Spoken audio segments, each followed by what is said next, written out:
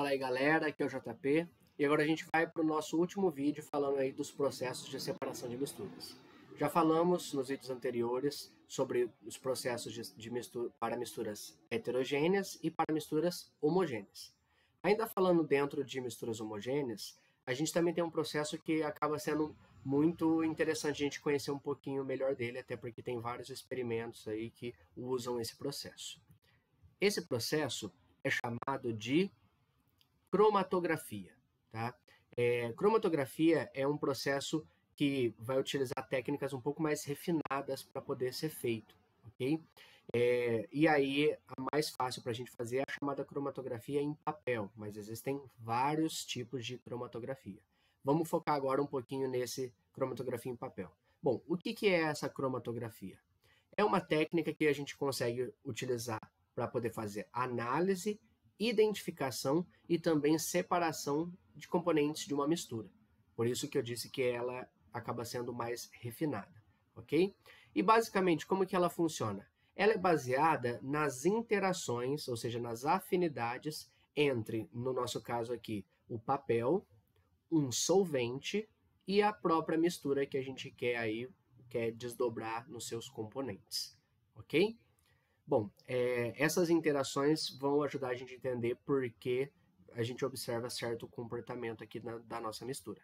Bom, para a gente entender a cromatografia, precisamos entender que ela tem duas fases. A chamada fase móvel, que aqui nesse caso nosso é o solvente.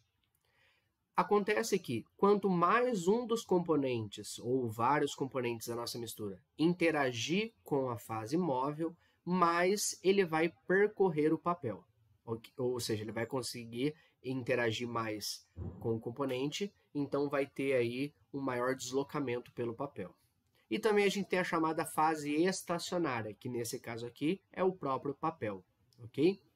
Papel aqui que eu digo pode ser, por exemplo, o papel filtro que a gente usa em casa para coar café, ok?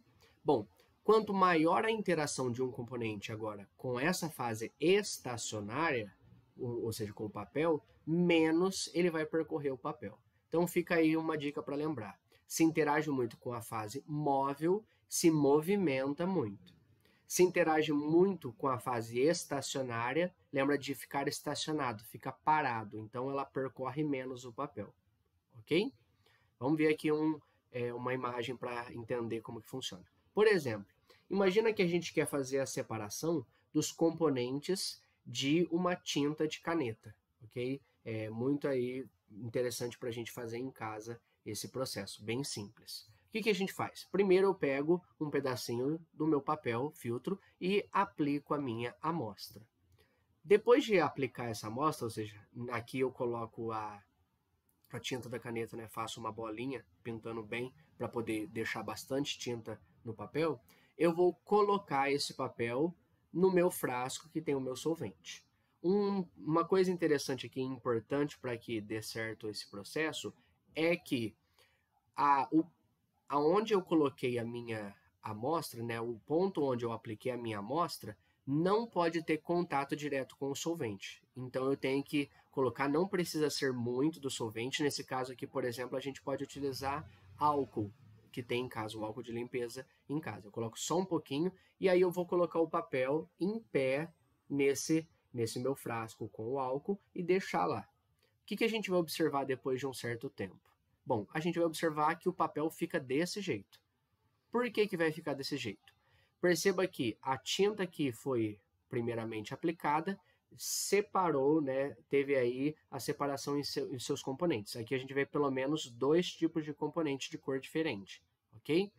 O que a gente pode afirmar com certeza? Que esse componente aqui de cima, como ele percorreu mais o papel, lembrando que a gente aplicou a amostra aqui embaixo, tá? Só para você entender. Então, como ele conseguiu percorrer mais o papel, ele interagiu mais com a fase móvel. Então, ele tem maior afinidade com o solvente. Por outro lado, esse que percorreu menos o papel, teve maior interação com o papel. Então, ele interagiu mais com a fase estacionária, ok? Então, a gente consegue fazer essa previsão dos comportamentos aqui. E por que o álcool acaba subindo no papel? por capilaridade, ele vai subindo. Então, o papel vai puxando o álcool e na hora que ele puxa o solvente, ele também arrasta os componentes da tinta que vai se espalhando pelo nosso papel. Ok? Bom, esse foi um vídeo bem simples para a gente conhecer esse processo. Obviamente tem bem mais coisas dentro da cromatografia para a gente analisar, mas em termos aí de ensino médio, fundamental, esse conhecimento básico aí nos basta. Fechamos aqui o nosso assunto de separação de misturas. Continuamos depois com os próximos assuntos do nosso estudo de química geral. Muito obrigado e até a próxima. Tchau, tchau.